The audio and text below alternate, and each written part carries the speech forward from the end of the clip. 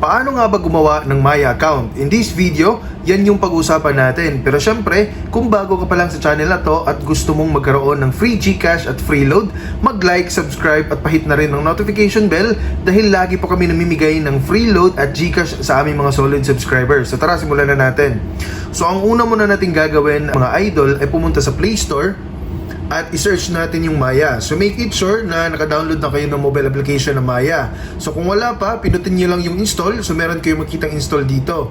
Okay? So kapag update naman, pindutin nyo rin yan para maging updated yung mobile application natin sa Maya at magiging open. So kapag open na, pindutin nyo lang yan para mapunta tayo ngayon sa login page. So ganito po yung magiging login page ni Maya. So meron tayong makita ditong start an account at login. Kung meron ka ng account, pwede ka nga mag-login dito. Pero kung gagawa ka pa lang ng account, ay pindutin natin ang start an account. So dito, meron tayong makita ng detalye dito, no? First name, middle name, last name. So, email address optional pero make it sure na maglagay din tayo ng email para magkaroon or makareceive tayo ng mga OTP or makareceive din tayo ng mga transaction history natin. At importante po itong email address just in case na mag-forget password po tayo. Okay? Dahil dun po natin siya magagamit just in case na yung cellphone natin or yung mobile number is mawala po. So, itong dalawang to yung pinaka-importante, no? Para ma-recover din natin if ever na mawala yung cellphone natin. So ngayon, ang ginawa ko guys, nag-create ako ng account. So ang ginawa ko mga idol, nag-take screenshot na lang ako at gumawa ako ng account kanina. So naglagay ako ng first name, naglagay din ako ng middle name. So kapag wala ka middle name, pa-check na lang ng I have no legal middle name. So maglagay ka rin ng last name, tapos naglagay ako ng email, mobile number, tsaka yung password. Okay? So, pwede mong tingnan tong password tips kung ano nga ba yung required na password nila para tanggapin nila. So, kapag okay na, pinindot ko yung continue, tapos napunta ako dito ngayon sa set up your Maya. So, dito, may mga information na kailangan nating basahin. So, kagaya nito, you will receive this account's wallet, savings, ayan. So, all data used to improve our offers. So, check mo lang yan. Tapos, sabi dito, by continuing, you have read and agreed with the terms and condition and privacy policies of Maya Philippines and Maya Bank.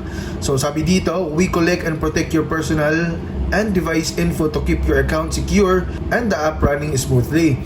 So, kapag nabasa mo na ito lahat mga idol, so pindutin mo lang yung continue at dito mapupunta tayo sa OTP. So, tinakpan ko lang yung mobile number dahil for security reason.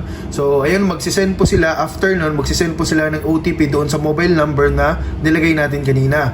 So, pag nalagay na natin, ayun, nakareceive ako ng text message from Maya to finish your registration. Ayan yung OTP ko. At ayun na nga, nilagay ko na nga dito yung OTP, no?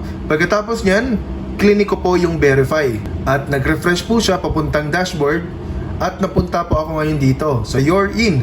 Welcome to Maya. Dito makikita natin na get an invite code. So kung meron kang referral code, pwede mo siyang i-enter dito, no? Para makareceive ka rin ng points.